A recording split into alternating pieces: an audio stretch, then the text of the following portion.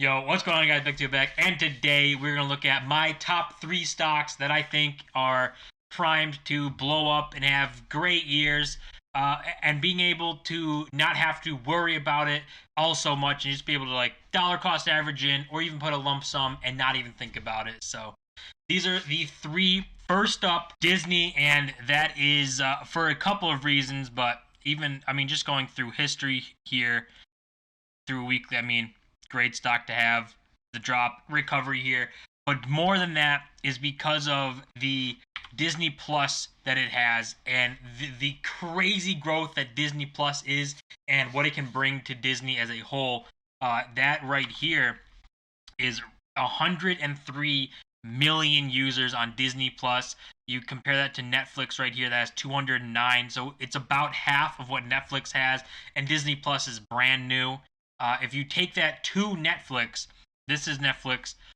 You look at the market cap of Netflix being only like a streaming service type thing, $228 billion. So you look at Disney's market cap. Disney's market cap is around 319 billion already. So even if you say this streaming service, and I don't know why you can't see it, it's not popping up here, but $319 billion that Disney's worth, and that's without their streaming service really being a part of that number. It might make up more of it now because of everything that's going on, but when Disney's able to reopen parks and get things actually going, and the strongest segments that rebound from things like this are, parks, amusement parks, rec centers, stuff like that. Those things take off, and obviously Disney is known for that. That's where a bulk of their money used to come from. But now we're seeing a ton of money come from Disney Plus. Top that on with their parks, and those coming together will be just insane amounts of money. So I have no reason to think like Disney can't double in price, being worth 300 billion. Netflix is 228 billion. So if you take that and say even $200 billion comes in, that puts Disney at 500 billion, around there. And then saying parks are open, money starts really flowing. They could get to 600 billion, double in price, in market cap, and everything. And on top of that, their dividend could come back and be something where maybe it's not as high as it was before, because it'd be more of a growth company now, but they'd still be able to put in a dividend, and then you'd be able to have great gains on top of getting a nice dividend check every single quarter. So just something to keep in mind. Disney, I love Disney. I think that they are primed to, really go off. And a final thing to look at for them would be right here. This kind of just breaks down everything about the stock and where it's owned and all that. So this is a big part that I like to look at, is institutional ownership, and that's at 66%, which is massive. Like, that is ridiculous. Anything over 50, I think that that's a good sign. Like, institutionals are involved, they want to be involved. That's just like a good sign for it fundamentally for any stock. So seeing that is really good. And the next stock that we can look at is Apple, and these guys are obviously a powerhouse and the most valuable company in the world, and it's not even close really, with Microsoft coming in number two. But a lot of people might even not even want to look at Apple, but you have to when their chart looks like this. To be the most valuable company in the world and still be just explosive, and they're at all-time highs basically. They're on a little downturn right now, but they just made new all-time highs with Apple price, and they've had crazy quarters and everything. So just even looking right here, this is their report that they just did a couple days ago. They reported earnings. Revenue is up 36% in their June quarter from their previous quarter. They made $81.4 billion in a quarter. In one quarter, they made this. That's ridiculous amounts of money.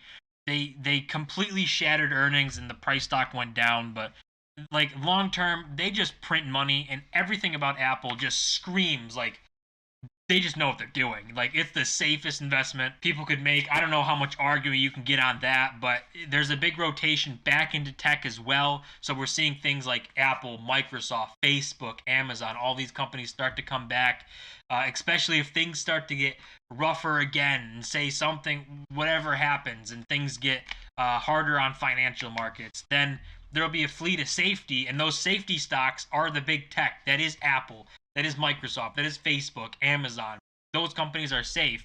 So not only we see great growth here and everything, they're also an insurance policy against, rough times or something bad happening. And then we can just look at, this whole the same kind of chart we're seeing before on FinViz with Disney, and you see the same thing.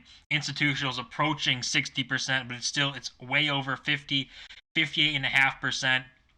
I mean, just everybody's involved in Apple. There's no reason not to like it, and it's not going to be explosive gains and things where you can say made 100% in a month.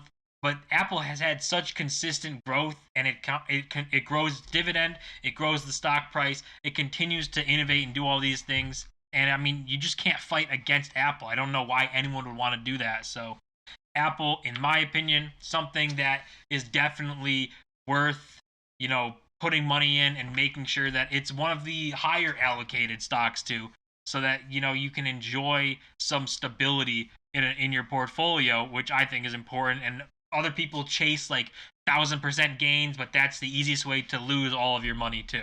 And then finally, we have one of the most risky stocks on this list, and that would be Plug Power. This is a company that I've talked about a few times, made a couple videos on them, and I just think the future of Plug is looking great. Like, Plug is something that there's a company that can absolutely explode, but it's not going to happen, in the short term. Long term, I'm super bullish on Plug and hydrogen and this type of energy takeover, and them being able to be the main market mover, the first to market, the market leader in hydrogen. And I think that's going to be massive for when hydrogen takes over. And that's the risk you take by doing stuff with Plug, is thinking or going off of being that hydrogen play. And it's not going to happen, next year or in 2 years. It's more than likely an end of the decade type thing when things start to transition to hydrogen. And it'll be an easier move than it would be to transition to EVs, even though, those will be around. But I think it'll be hydrogen and EVs will be like the bigger markets in like how energy and everything is being used. And I think hydrogen is something that could actually really take off. And then you can compare Plug to other companies like Exxon Mobil. Their market cap right here, $260 billion. And Plug's right now is like 15 billion, around there. So you can see that explosive growth. That is just exponential growth to get to 260 billion. And the same thing for Chevron, 211 billion. So there's just insane growth potential. These are the energy giants right now. And I think Plug with hydrogen, if hydrogen's able to do what it can do, then Plug can become an energy giant just like these guys. As well as you can see this dividend yield here at just over 5% on Chevron and almost 6% on Exxon. So if Plug is to do something like that, then you would have a massive run up in price. And say things start to stabilize up, once they're a $200, $300 billion company, they could even be more than that in a hydrogen space with a hydrogen takeover. But if they're able to do that and then implement a 5% dividend, then, everyone would just have great times. It'd be so much money flowing.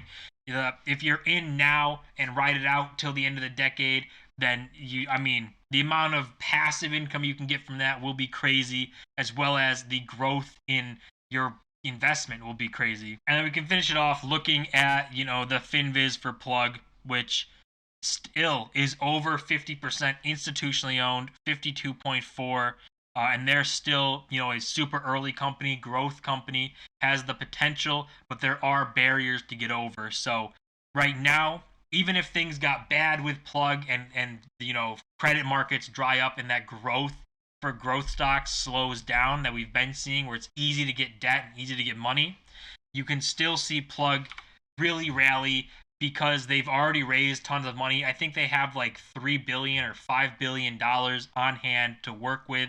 So they have the money, they raised it, and it's looking like it could be time for them to, just focus on growth, hammer down, and just grind out these next few years, growing a company that's going to be the market leader in hydrogen. And if things shift to hydrogen, then the sky is the limit for this company. So guys, that's three stocks that I really like, and I own all three. So not saying anything that I don't have any money in to care about, but Disney, Apple, Plug. The most risky, obviously, Plug, and then Disney and Apple are blue chip stocks. Just can't go wrong, and the growth for them just looks crazy. So fundamentals here, not technicals and things. The workings of the companies look great, and that's where I invest money is in fundamentals, because those are what take over long term, and long term outlooks usually win. So as always, guys, don't forget to smash that like button and subscribe. We're on the road to 1,000